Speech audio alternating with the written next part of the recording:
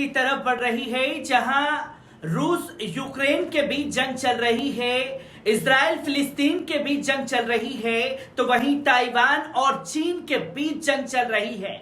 अब इस फहरिस्त में टर्की और ग्रीस का भी नाम शामिल हो चुका है, जहां तनातनी दोनों देशों के बीच इस कदर बढ़ गई है कि युद्धक विमान दोनों देशों ने एक दूसरे के ऊपर दागने शुरू कर दिए हैं। आदाब, नमस्कार, अस्सलाम वालेकुम नाजरीन। पल पल न्यूज के न्यूज रूम से मैं हूं आपके साथ नदीम अकरम। दुनिया एक और जंग की तरफ बढ़ रही है, जहां तुर्की और ग्रीस के बीच गर्मा गर्मी का माहौल बन चुका है, जहां तुर्की ने अपने युद्धक विमान जो हैं वो ग्रीस की तरफ रुख करना शुरू कर दिए हैं, तो ग्रीस भी पूरी तरीके से तुर्की से भिड़ने के लिए तैयार है। और अगर ये जंग बढ़ती है तो कितना असर दुनिया भर पर पड़ेगा और किस तरीके से तमाम चीजें देखने को मिल रही हैं इस जंग में, एक बार इस पूरी रिपोर्ट पर नजर डालते हैं। तुर्की और ग्रीस में एक बार फिर तनाव और टकराव दोनों बढ़ने लगा है। दोनों देशों के बीच भूमध्य सागर में द्वीपों पर कब्जे को लेकर विवाद है। प्राप्त रिपोर्ट के मुताबिक तुर्की के F-16 लड़ाकू विमानों द्वारा ग्रीस के हवाई क्षेत्र के नजदीक उड़ान भरने के कारण एक बार फिर दोनों देशों के बीच टकराव की स्थिति पैदा हो गई है। तुर्की के F-16 लड़ाकू विमानों ग्रीस की सीमा के पास पहुंचते ही ग्रीस ने अपने एयर डिफेंस सिस्टम को हाई अलर्ट पर कर दिया है। बताया जा रहा है कि एजियन सागर में ग्रीक द्वीपों में तुर्की के लड़ाकू विमानों ने दर्जनों भर उड़ान भरी है, जिसके बाद ग्रीस के रक्षा मंत्रालय ने अपनी सेना को एयर डिफेंस मिसाइलों को एक्टिव कर दिया और इसकी संभावित घुसपैठ को रोकने के आदेश दिए हैं।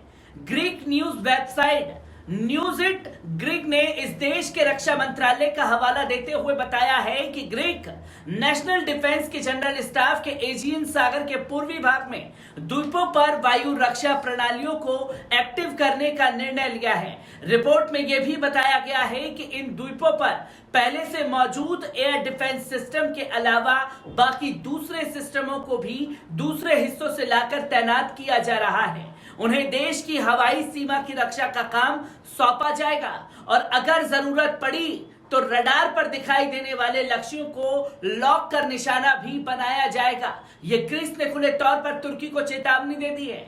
जनरल स्टाफ ने बुधवार को ही कहा था कि तुर्की के लड़ाकू विमानों ने ग्रीक हवाई क्षेत्र का 168 बार उल्लंघन किया। इसके बाद ग्रीस के लड़ाकू विमानों को उल्लंघन करने वालों को अपनी हवाई क्षेत्र से बाहर खदेड़ने के लिए उड़ान भरनी पड़ी थी।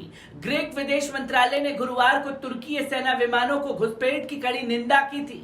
ग्रीस ने इस घुसपैठ के बारे में यूरोपीय संघ, नाटो, संयुक्त राष्ट्र संघ, अंतर्राष्ट्रीय नागरिक उड्डयन संगठन के ही संयुक्त राष्ट्र सुरक्षा परिषद के सदस्यों देशों के अधिकारियों को सूचित किया। गौरतलब है कि तुर्की और ग्रीस के बीच विवाद की जड़ पूर्वी भूमध्य सागर के क्षेत्र में 3.5 ट्रिलियन क्यूबिक मीडिया गैस है। इसमें से 2.3 मिलियन इजिप्ट, इजराइल और साइप्रस के इकोनॉमिक इंटरेस्ट में आते हैं। 2020 में भूमध्य सागर तेल गैस की खोज लेकर तुर्की और ग्रीस आमने सामने आ गए थे। तब तुर्की का समुद्री तल खोजी शिप ओरुकू रीस द्वीप के नजदीक पहुंच गया था। तुर्की ने ग्रीस के विरोध के बावजूद अपने खोज अभियान को जारी रखा था, लेकिन फ्रांस के हस्तक्षेप और सेना तैनात करने की धमकी के बाद तुर्की को पीछे हटना पड़ा था।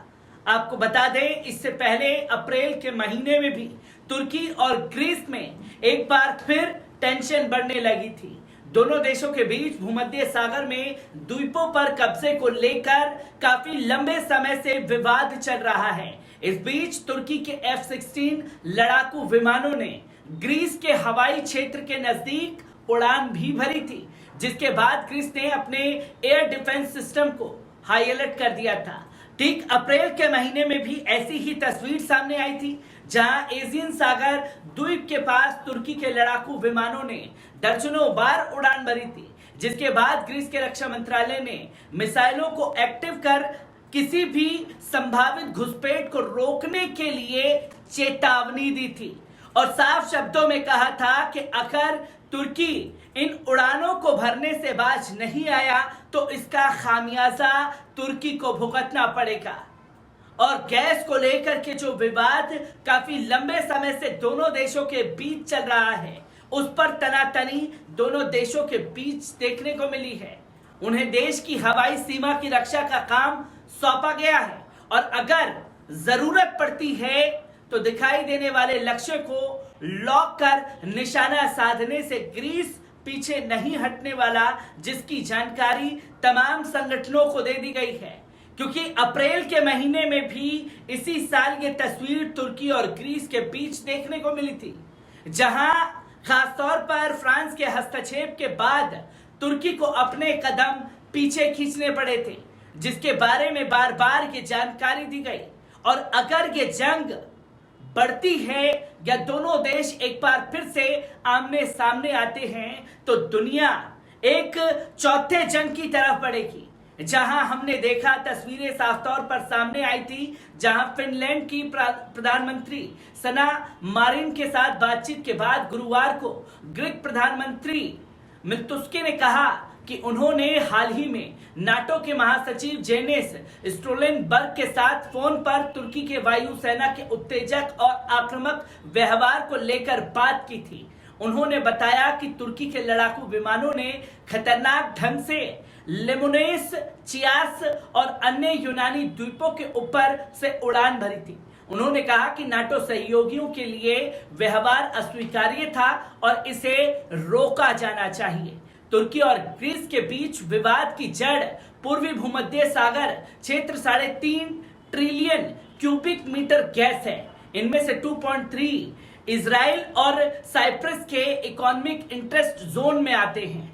2020 को लेकर के भी ये तस्वीरें सामने आई थी, तब तुर्की का समुद्री तेल खोजी शिप ओरक रोस ग्रीस के द्वीप के नजदीक पहुंच गया था। तुर्की ने ग्रीस के विरोध के बावजूद अपने खोज अभियान को जारी रखा था, जहां तमाम देशों को इसके बाद सामने आकर के तुर्की को अपने कदम पीछे खींचने के लिए मजबूर किया था। इसी के साथ आपको बता दें कि सऊदी अरब, यूएई, मिस्र और ग्रीस की सेनाएं एंथिस के उत्तर पश्चिम के एयरबेस के पास युद्धाभ्यास करती हुई दिखाई दी। इसमें चारों देशों की सेनाओं के बीच समन्वय के और साथ मिलकर जंग लड़ने की क्षमता को बढ़ाया जा रहा है।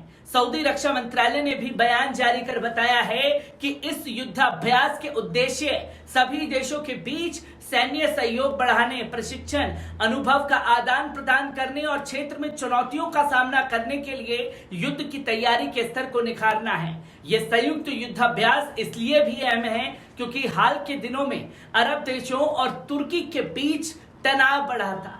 तुर्की ने इन तीनों देशों के साथ अपने संबंधों को सुधारने का काफी प्रयास किया है, लेकिन उसे कोई फायदा नहीं हुआ। अरब लीग ने एक तरफा बयान जारी कर तुर्की पर इस क्षेत्र में हस्तक्षेप करने का आरोप लगाया।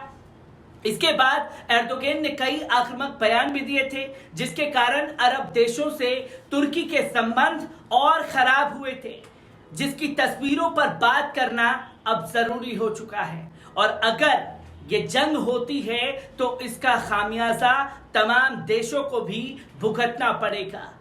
मैं ऐसी ही तस्वीरों से आपको रूबरू कराता रहूंगा। दीजिए इजाजत, शुक्रिया।